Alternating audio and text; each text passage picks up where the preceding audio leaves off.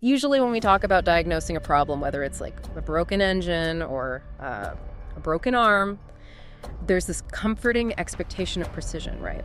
It's binary. You look at an X-ray, you see that jagged white line on the bone, and the doctor just points and says, there it is, broken. Exactly. It's clean. It's objective. I mean, you find the structural flaw, you apply the structural fix, and you move on. Right. But then you step away from the mechanics and you step into the world of human dynamics. You step into the boardroom, the family dinner, the networking event, and suddenly that X-ray machine is utterly useless. You're looking at a landscape that is just incredibly murky, constantly shifting, and mostly invisible. Which is terrifying for a lot of people. So terrifying. And realizing that usually starts with a feeling that I guarantee every single person listening to this right now has experienced at least once. It's that universally relatable, deeply uncomfortable sensation of total powerlessness. Yeah, it truly is an awful sensation. When we feel we have absolutely no control over the people around us or, the events unfolding in our lives, we just feel miserable. Helplessness isn't just inconvenient, it is fundamentally agonizing to the human psyche. We are wired to want agency. Exactly. We hate being passengers in a car with no steering wheel. But what if getting your hands back on that steering wheel isn't about being inherently good or inherently evil? What if it has nothing to do with karma and literally everything to do with simply understanding the mechanics of a very ancient, very ongoing game? That's the real question. So welcome, everyone, to a special, comprehensive deep dive into a profoundly controversial, highly strategic, and undeniably brilliant text. We are unpacking The 48 Laws of Power by Robert Greene. Our mission today is to perform a critical, exhaustive breakdown of the strategies found in this massive source material. But we aren't just going to read you a list. We are going to analyze the historical intent behind these concepts, evaluate their psychological validity, and extract the ultimate practical insights. We want to look at the why and the how beneath the surface of human interaction. We want to give you the actual scenarios so you can weaponize this knowledge or, at least armor yourself with it for your own personal growth and competitive advantage. And listen, before we even break down the very first law, I have to stop and say this. If you want to actually see these invisible games being played around you, you need to hit the subscribe button on our channel right now. Highly recommend it. Seriously, the deep, paradigm-shifting level of analysis we are doing today, decoding the hidden dynamics of the world, is exactly what we do here. By not subscribing, you are actively choosing to leave massive knowledge gaps in your arsenal. You're risking missed opportunities in a world where everyone else is already playing this game. So make subscribing your first step to mastery. Because if you don't know the rules, you are the pawn. Exactly. So let's get into the mechanics. The preface sets up a concept that completely changes how you view a modern office building. The premise is this: the modern world is exactly like the old aristocratic court. It's a brilliant reframing, really. The argument is that today, society demands that everything appears civilized, democratic, and perfectly fair.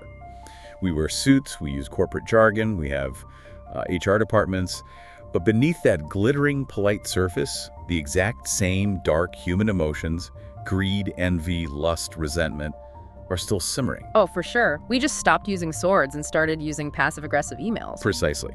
They are driving decisions just as powerfully today as they did centuries ago in the courts of kings and queens. But here's where the source material gets really interesting.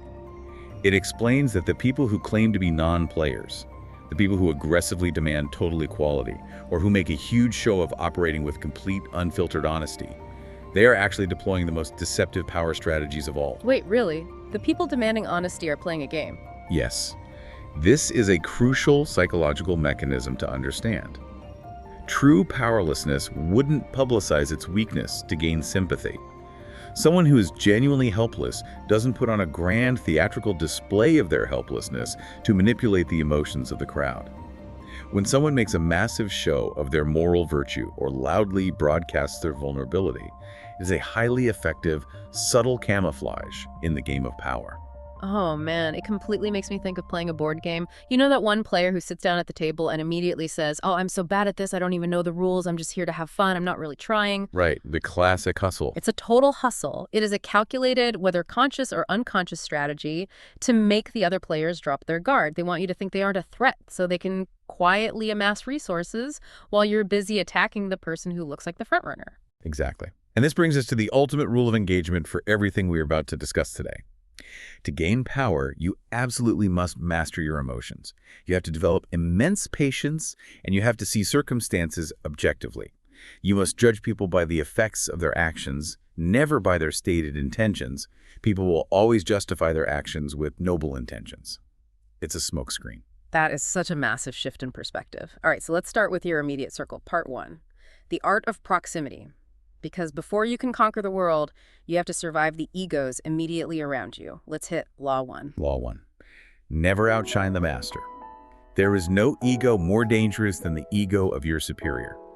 The psychological reality is that people in positions of power want to feel secure in their position. They want to feel comfortably superior. But our instinct is the exact opposite. If you get a new job or a new client, your immediate instinct is to work incredibly hard and show them exactly how brilliant you are to justify why they hired you. And historically, that instinct is exactly what gets you destroyed. The text uses a phenomenal historical example. Nicolas Fouquet, the finance minister for King Louis XIV of France. Fouquet was brilliant, generous, and loved by everyone. To honor the king, Fouquet threw the most lavish, spectacular party the world had ever seen at his brand new chateau. He thought he was showing the king what a capable, powerful minister he was. He thought he was proving his worth, right? But how did Louis interpret it? The king felt upstaged. His fragile ego was bruised. He felt this minister was flaunting wealth and charm that outshone the crown itself. Shortly after that party, Fouquet was arrested on fabricated charges and spent the rest of his life in solitary confinement. In your desire to please or impress those above you, if you go too far, you inspire fear and insecurity. So if we translate that into a modern, practical scenario for you listening, say you are highly talented, you just joined a new team, and you have a slightly insecure boss. If you walk into every single meeting, dominating the conversation, solving every problem brilliantly before your boss can even speak, you are not going to get promoted. You are going to get marginalized. You fade into the sky so the master star can shine brighter. You disguise your strengths slightly. You feed their ego. If you have a brilliant idea, you gently plant it so the boss can present it as their own. If they feel comfortably superior, they will elevate you. That leads right into Law 2, which is about managing relationships. The text explicitly warns against putting too much trust in friends and advises learning how to use enemies. Yes, Law 2.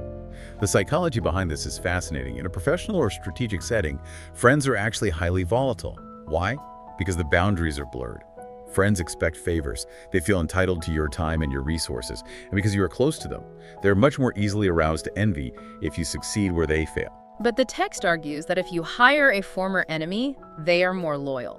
Because an enemy knows they are on thin ice. They have something to prove to you, and they will work twice as hard to demonstrate their worth. An enemy's motives are clear. A friend's motives are clouded by personal sentiments. Okay, I have to push back on this a little bit.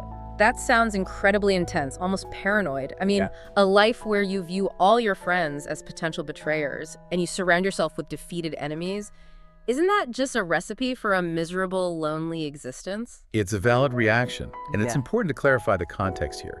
The text is analyzing the purely clinical mechanics of power and professional strategy. It's an amoral lens. Yeah. In your personal life, yes, trust your friends. But when the stakes are high, when livelihoods are on the line, pragmatism must conquer sentiment. Relying on a friend just because you like them is a strategic vulnerability. So it's about compartmentalizing. Okay, let's look at Law 3. Conceal your intentions, the power of the smokescreen. Keep people off balance and in the dark. If they have no clue what your actual goal is, they cannot prepare a defense against you. The primary mechanism for this is the use of decoys and red herrings. Right, so practically speaking, if you are negotiating to buy a business and you desperately want their underlying real estate, but you don't care about their brand name, you don't walk in and say, I want the real estate. You go in and make a massive emotional fuss about the brand name. You fight for it. You let them win by forcing you to give up the brand name while you quietly, reluctantly accept the real estate as a compromise. It's the illusion of a struggle. And this pairs perfectly with Law 4. Always say less than necessary. Humans are profoundly uncomfortable with silence. We abhor a vacuum. We really do. If there's a pause in a conversation, we just start babbling to fill it. Exactly. And when you are trying to impress people with words, the more you say, the more common you appear, and the less in control. The sources cite Coriolanus, a great military hero in ancient Rome. He was practically worshipped. But when he entered politics, he couldn't stop talking. He gave these long, boastful speeches. The more he talked, the more the public realized he was arrogant. The mystique vanished, leading to his exile. So if you give vague, sphinx-like answers, people project their own insecurities onto your silence. They assume you know much more than you actually do. Let's move to Law 5. So much depends on reputation or it with your life. Reputation is the absolute cornerstone of power. You can win battles entirely through intimidation if your reputation is unassailable. Like a lawyer universally known for destroying witnesses on the stand. Just the threat of facing them might make the opposing side settle out of court. But the text also says in Law 6, court attention at all cost. Because everything is judged by appearance. What is unseen counts for nothing. Society craves larger-than-life figures. If you are bland, you have no gravity. You must become a magnet of attention. P.T. Barnum is the classic example here. He understood that it is actually better to be slandered and attacked than to be completely ignored. He would anonymously write scathing reviews of his own shows just to get his name in the papers, which is just, brilliant marketing. Now, Law 7 is one that often offends our modern sense of fairness. Get others to do the work for you, but always take the credit. Oh, absolutely. The historical case study is the rivalry between Nikola Tesla and Thomas Edison. Tesla was a genius, slaving away in the lab, driven by pure science. And Edison was a businessman. He used Tesla's wisdom and physical legwork to further his own cause. Edison took the patents, the credit, and the massive wealth. This is the ultimate cutthroat version of school group projects. The person who curates the data and presents it beautifully gets the promotion, not the 10 analysts who crunch the numbers. Because Edison understood the optics of power, and Tesla thought merit alone was enough. By using the legwork of others, you create a godlike aura of efficiency and speed. Okay, Law 8. Make other people come to you. Use bait if necessary. This challenges the assumption that aggressive action is always the most effective strategy. When you force the other person to act, you are the one in control of the timing and the terrain. You lay a trap baited with something they desire and you wait. You conserve your energy while they exhaust theirs. And when they finally arrive, Law 9 tells us how to handle the conflict. Win through your actions, never through argument. Because arguments are fundamentally rooted in ego. Any momentary triumph you think you have gained through argument is a Pyrrhic victory. The resentment you stir up lasts much longer than any momentary change of opinion. Arguments just make people dig their heels in. If you want to prove a new workflow system is better, don't argue for 3 hours. Just quietly implement it, produce results in half the time, and lay the data on the table. Demonstrate. Do not explicate. And finally, for this section, Law 10, infection. Avoid the unhappy and unlucky. Emotional states are as infectious as diseases. The historical example provided is Lola Montez, a 19th century courtesan. She was magnetic, but chronically dramatic. She completely dragged down everyone who tried to help her, destroying the careers and lives of her patrons. The chronically unfortunate often draw misfortune upon themselves. If you get too close, their patterns become your problems. You cannot save a drowning person if they are pulling you under. So we've navigated our immediate circle. Now, part 2, the art of leverage. This is where we learn how to create massive dependence and navigate open conflict. It starts with Law 11.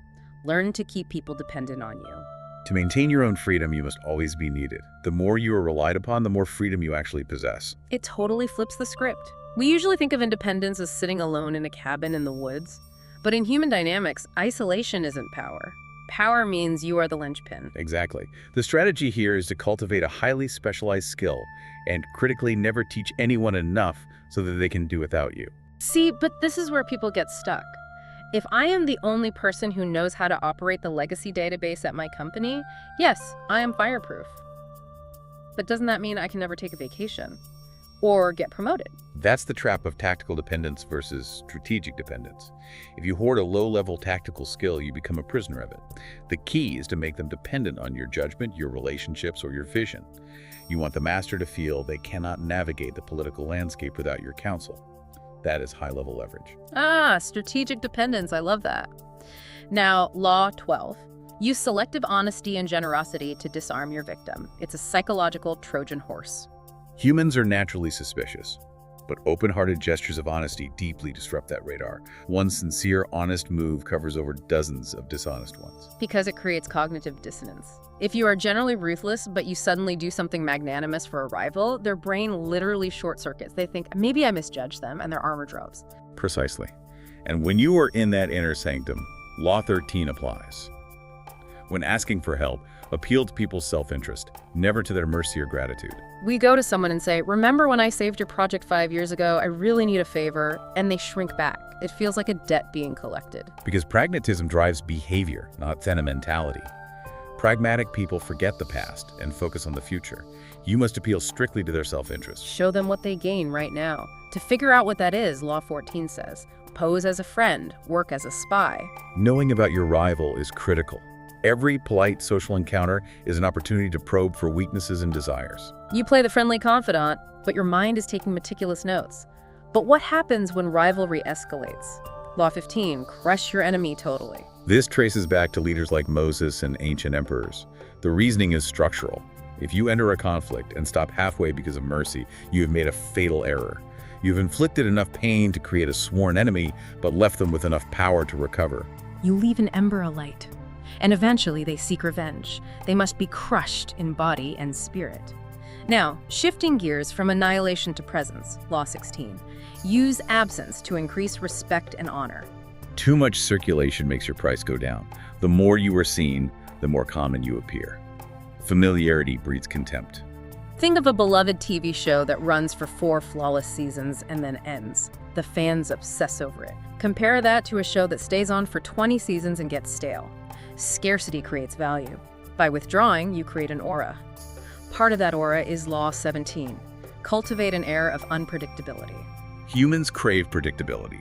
Deliberately breaking your own patterns terrorizes opponents because they cannot plan against you. They will be so exhausted trying to read you that they won't have the energy to attack. But don't hide away. Law 18. Do not build fortresses to protect yourself. Isolation is dangerous. A fortress exposes you to more dangers. It cuts you off from vital information and makes you an immobilized target. You need the informal flow of information from mingling in the crowd. But Law 19 warns, know who you're dealing with. Do not offend the wrong person. Distinguish the wolves from the lambs. There are egos so deeply vindictive that any perceived slight is an unforgivable blood feud. You must choose your victims carefully. And as you navigate this, Law 20, do not commit to anyone. By maintaining your independence, you elevate yourself above the fray. Both sides will start courting you, trying to win your alliance. Okay, we are moving into part 3, the art of the persona. This is the realm of illusion and theatrics. Law 21. Play a sucker to catch a sucker. Seem dumber than your mark. Intelligence is a highly sensitive point of pride. Actively make your victims feel smarter than you are. Once they are convinced of their superiority, they will drop their guard. They will never suspect you have ulterior motives. It's the Columbo strategy. Acting confused so suspects get sloppy and confess. But what if you are genuinely outmatched? Law 22. Use the surrender tactic. When you are weaker, never fight for honor's sake alone. Choose surrender instead.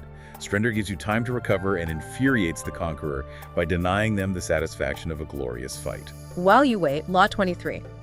Concentrate your forces. Intensity defeats extensity every time.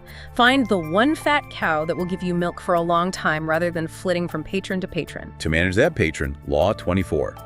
Play the perfect courtier. Master the art of indirection. Yield to superiors gracefully and assert your influence obliquely. Which brings us to Law 25, and I have to pause here. Law 25. Recreate yourself.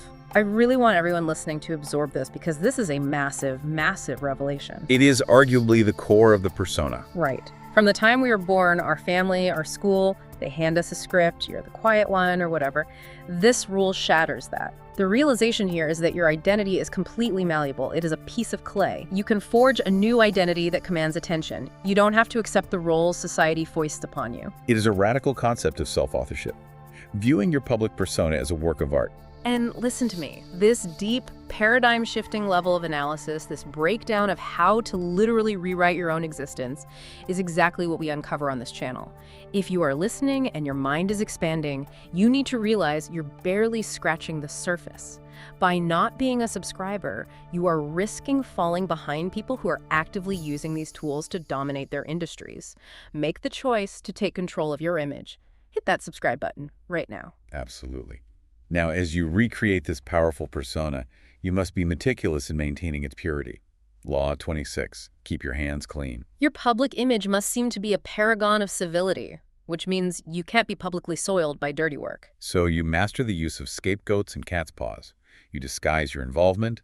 You let a subordinate take the blame for an unpopular decision, so your reputation remains untarnished. It's the good cop, bad cop dynamic on an organizational level. And with clean hands, Law 27. Play on people's need to believe to create a cult-like following. Humans have an overwhelming desire to believe in something larger than themselves. Become the focal point of that desire by offering a vague but promising cause. You emphasize enthusiasm over rationality, give them rituals, and ask for sacrifices. It's how some startups feel more like intense religions than companies. And to lead them, Law 28, enter action with boldness. If you are unsure, do not attempt it. Timidity is dangerous. Any mistakes you make through audacious action are easily corrected with more audacity. We are in the final stretch. Part 4. The art of execution. Deep strategic thinking. Law 29. Plan all the way to the end. The most common pitfall is being seduced by initial success. You win the first battle, get dizzy, and push blindly forward. You must plan for all possible consequences and obstacles to know exactly when to stop. And as you execute Law 30, make your accomplishments seem effortless. Hide the sweat and clever tricks. Revealing how hard you work raises questions. Acting effortlessly makes you look godlike. To maintain control, Law 31. Control the options. Get others to play with the cards you deal. Give people options that all secretly benefit you. Force them to make a difficult choice between the lesser of two evils. But you engineered the evils. It's the illusion of freedom. Now, how do people process information? Law 32. Play to people's fantasies. The truth is ugly and boring. People flock to leaders who manufacture romance and promise quick transformations. The magic pill. If you want power, you play to the fantasy. To do that effectively, Law 33. Discover each man's thumbscrew. Everyone has a weakness, an insecurity, an uncontrollable emotion. Find it, and it becomes a psychological thumbscrew you can turn to your advantage. And while subtly controlling them, Law 34. Be royal in your own fashion. Act like a king to be treated like one. The strategy of the crown. By demanding things as if it is your absolute right to have them, you force people to respect your boundaries. But this requires flawless tempo. Law 35. Master the art of timing. Never seem to be in a hurry. Become a detective of the right moment and strike decisively when it is ripe. What if you face an annoyance dragging you off timing? Law 36. Disdain things you cannot have. Ignoring them is the best revenge. Acknowledging a petty problem gives it credibility. The text uses Pancho Villa eluding the American military. He didn't fight. He completely ignored them, making them look foolish. Show absolute contempt. When you do communicate, Law 37, create compelling spectacles. Words put you on the defensive.